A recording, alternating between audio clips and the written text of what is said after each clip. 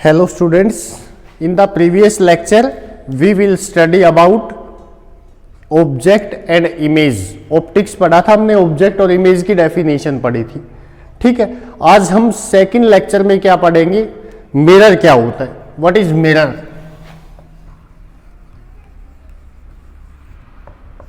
क्या होता है बेटा मिरर, दर्पण बोलते हैं जिसको हम, आपने देखा होगा, देखा है ना भाई सभी ने, मिरर। ठीक है, आप डेली भी यूज करते हो उसको। तो मिरर क्या होता है, एक highly polished reflecting surface, a highly polished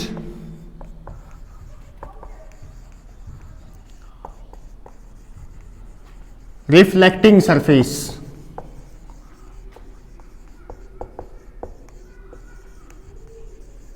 is called mirror. एक हाईली पॉलिश्ड रिफ्लेक्टिंग सरफेस जो होता है ना, वो क्या होता है, आपके पास मिरर होता है। ठीक है, मान लिया आपके पास ये ग्लास का टुकड़ा है, इसको आप एक साइड से पॉलिश कर दो तो ये क्या बन गया, मिरर आपके पास। ये क्या होता है इसका, रिफ्लेक्टिंग सरफेस।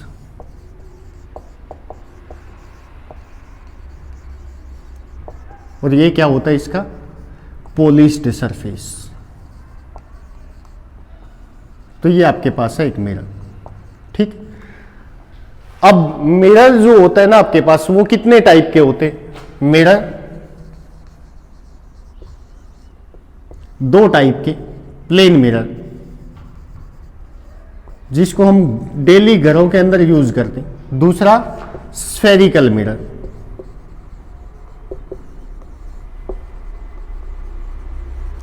ठीक है, ये आपके पास कैसा है, प्लेन मिरर, जो आप घर में यूज करते हो ना डेली, उसको बोलते हैं प्लेन मिरर। ठीक है, स्फेरिकल दो टाइप के, कॉनकेव या फिर इसको क्या बोलते हैं हम, कन्वर्जिंग मिरर, और कॉन्वेक्स और डाइवर्जिंग मिरर।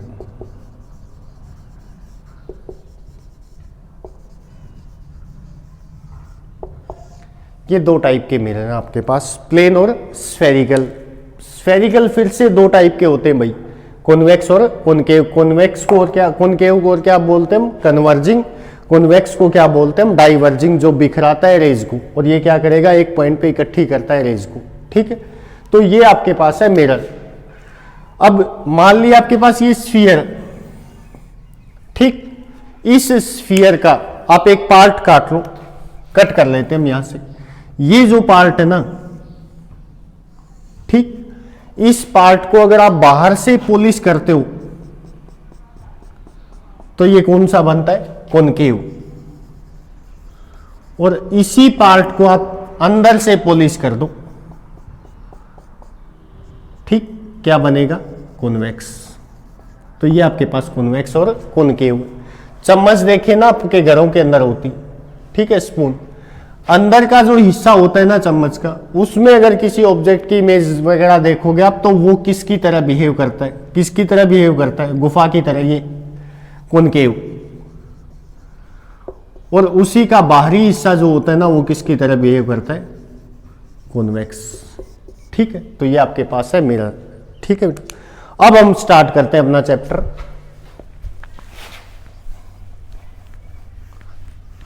रिफ्लेक्शन स्टार्ट करेंगे हम।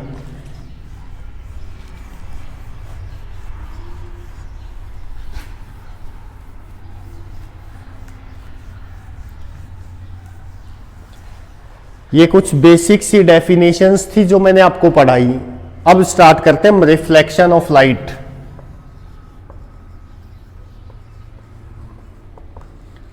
ऑफ लाइट,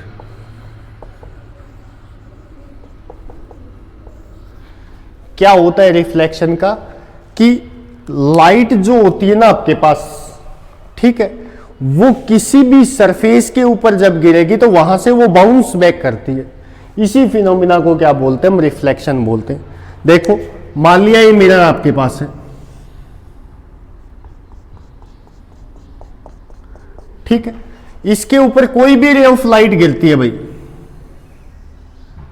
जो रे गिरती है ना उसको क्या बोलते हो आप, इंसिडेंट रे।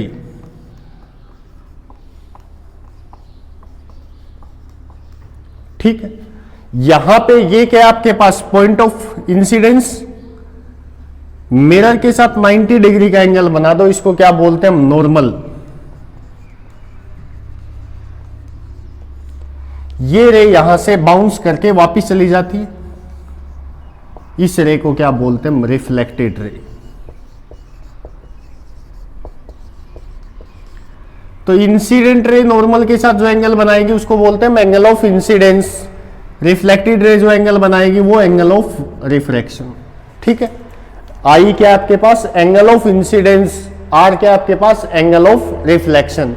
ठीक है, तो देखो यहां पे अगर इंसिडेंट रे का मीडियम देखें हम तो वो क्या है, एयर है ना, रिफ्लेक्टेड रे का भी मीडियम क्या है, एयर। तो मीडियम दोनों का क्या है आपके पास, सेम, लेकिन रास्ता बदल दिया ना बेटा, यहां से ऐसे जा रही थी, आपने मिरर लगा के इसका रास्ता चेंज कर दिया, तो पाथ क्या हुआ इसका, चेंज। इसी फिनोमिना को क्या बोलते हैं, रिफ्लेक्शन बोलते हैं इसको। तो डेफिनेशन क्या बनेगी, changing the path of light without changing it's medium, medium बिना बदले पाथ लाइट का क्या कर दिया आपने, चेंज कर दिया। इसी फिनोमिना को क्या बोलते हैं, रिफ्लेक्शन ऑफ लाइट बोलते हैं, changing the path of light.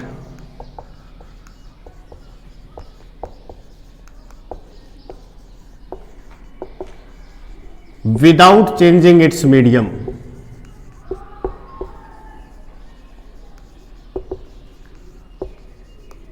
Is called reflection of light. ठीक है, इसको बोलते हैं हम रिफ्लेक्शन ऑफ लाइट। ठीक है, laws of reflection,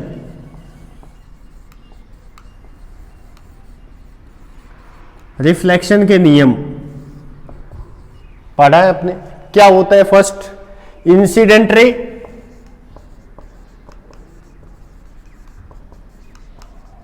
normal and reflected ray.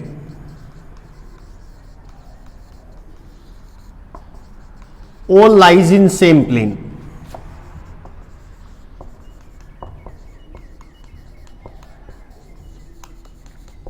ठीक है, ये पहला नियम होता है कि जो आपके पास इंसिडेंट रे होती है, जो नॉर्मल होती है, और जो आपके पास क्या होती है, रिफ्लेक्टेड रे, तीनों के तीनों एक ही तल के अंदर लाई करते हैं। ठीक है, सेकंड क्या होता है, एंगल ऑफ इंसिडेंस,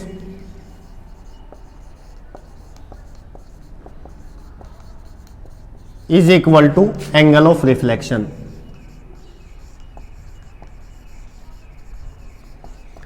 जो एंगल ऑफ इंसिडेंस की वैल्यू होती है, लाइट जिस एंगल के ऊपर नॉर्मल के साथ आई, रिफ्लेक्ट होके लाइट उसी एंगल के ऊपर नॉर्मल के साथ चली जाती है।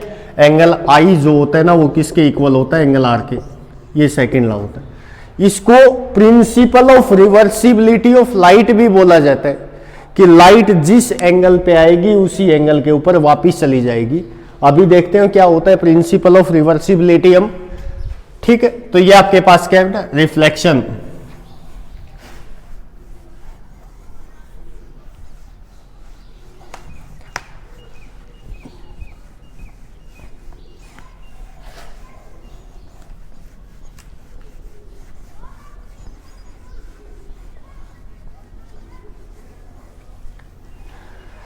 जो लाइट का रिफ्लेक्शन होता है वो दो टाइप का, reflection of light two types में डिवाइड करते हैं इसको हम।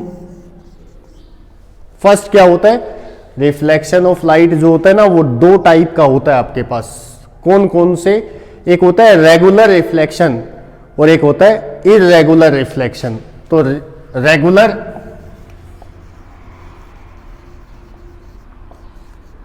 रिफ्लेक्शन, दूसरा इररेगुलर रिफ्लेक्शन। दो टाइप का रिफ्लेक्शन होता है आपके पास। रेगुलर रिफ्लेक्शन किसे बोलते हैं हम, इफ रिफ्लेक्टेड रेज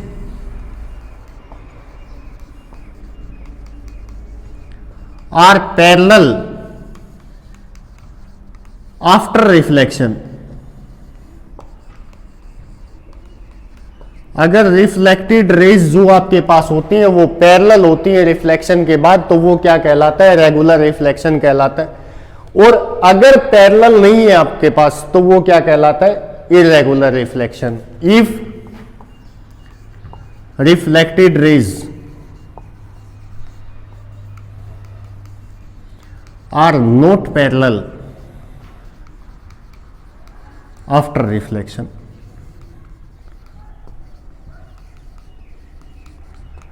अगर रिफ्लेक्शन के बाद रेज पैरेलल नहीं है तो वो क्या कहलाता है?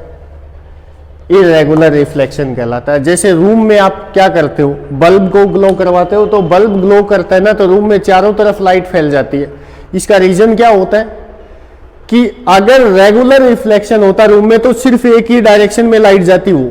रूम के अंदर क्या होता है? इरेगुलर रिफ्लेक्शन होता है, लाइट की कोई किसी तरफ जाती है, कोई किसी तरफ जाती है। इसीलिए हमें क्या दिखाई देता है? पूरे रूम के अंदर दिखाई देता है। तो ये देखो, ये इंसिडेंट रे, नॉर्मल, ये रिफ्लेक्टेड रे, कोई दूसरी रे आएगी इसके ऊपर, इंसिडेंट, रिफ्लेक्टेड, नॉर्मल, ये प्लेन मिरर। तो ये जो रिफ्लेक्शन होता है ना, ये कहां से होता है? शाइनी सरफेसेस से या रेगुलर सरफेसेस से। तो ये दोनों रे पैरेलल है, R1 और R2। अगर ये पैरेलल है तो ये कौन सा है? रेगुलर है ये। और अगर आपके पास कोई इरेगुलर सरफेस है, जैसे ये, ठीक है, इसके ऊपर कोई भी रे ऑफ लाइट गिरेगी, ये इरेगुलर रिफ्लेक्टिंग सरफेस, यहां पे मान लिया कोई भी रे ऑफ लाइट गिरी, तो सरफेस आपके पास कैसा भी हो चाहिए, हमेशा क्या होता है? जो लॉज ऑफ रिफ्लेक्शन है उनको फॉलो करता है वो। तो यहां पे अगर लाइट गिरेगी तो यहां नॉर्मल ड्रा करोगे, ये रिफ्लेक्टेड रे। यहां कोई दूसरी लाइट गिरी, इंसिडेंट, रिफ्लेक्टेड। ये रे पैरेलल नहीं है ना आपस में, तो इसको क्या बोलते हैं? इरेगुलर बोलते हैं। अगर रेज पैरेलल नहीं होंगी तो क्या होगा? इरेगुलर रिफ्लेक्शन होगा आपके पास। तो ये आपके पास रिफ्लेक्शन ऑफ लाइट है, ठीक है।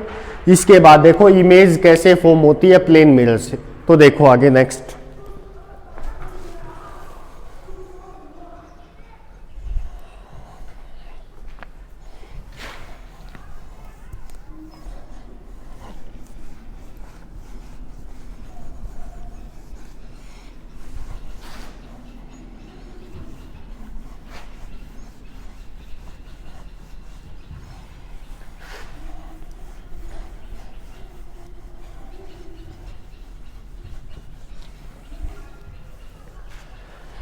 Image formed by plane mirror.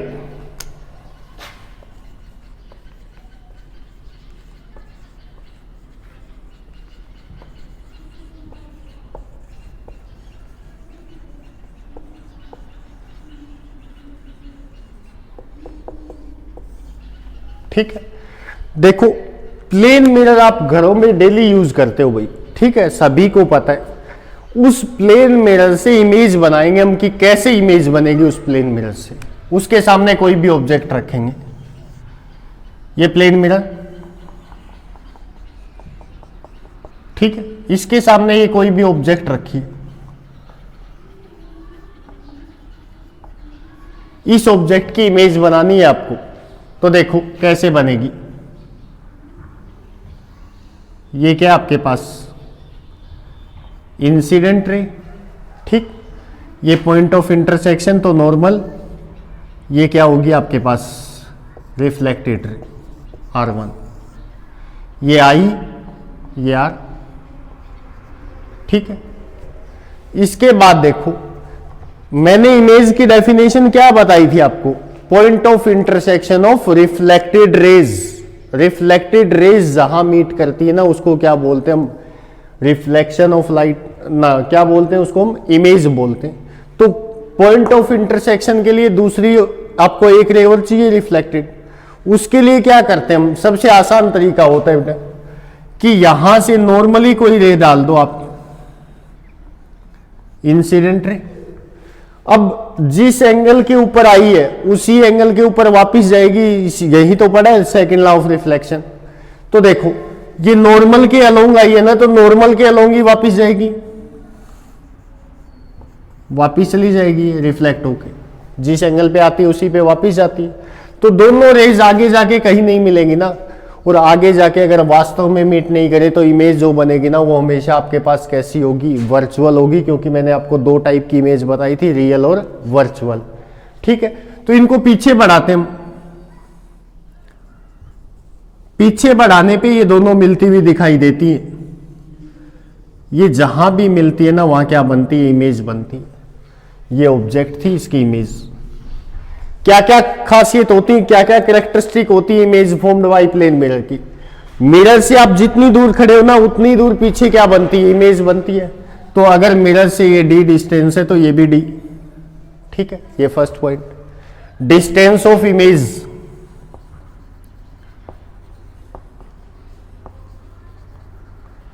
From mirror is equal to distance of object from mirror.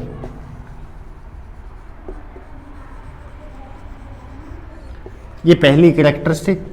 ये इमेज कैसी है बोलो, image formed by plane mirror is virtual.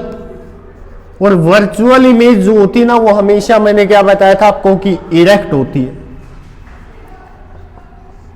और आप प्लेन मिरर में देखते हो कि जैसा ऑब्जेक्ट का साइज होता है ना उसी साइज की इमेज बनाते हैं।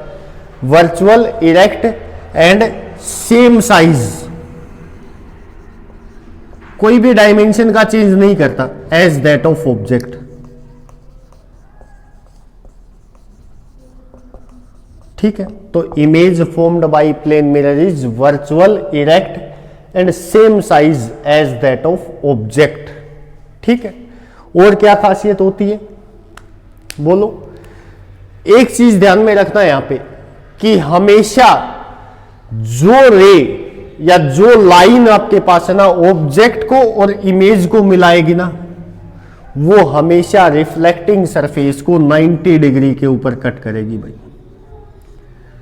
The line joining object and image always bisect the reflecting surface at an angle of 90 degree.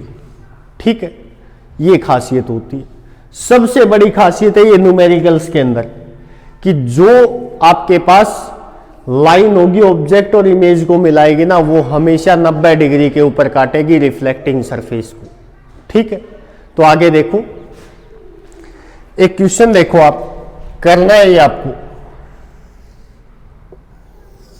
इसके ऊपर। ये आपके पास कोई भी प्लेन मिरर,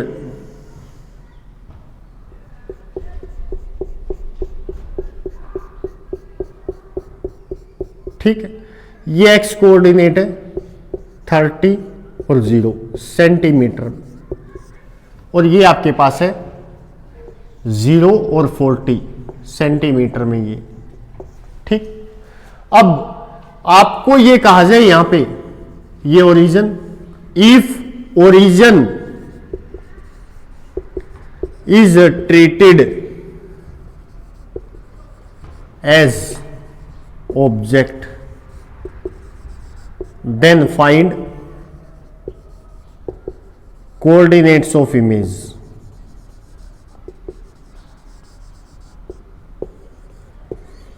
तो आपको इमेज के कोऑर्डिनेट निकालने।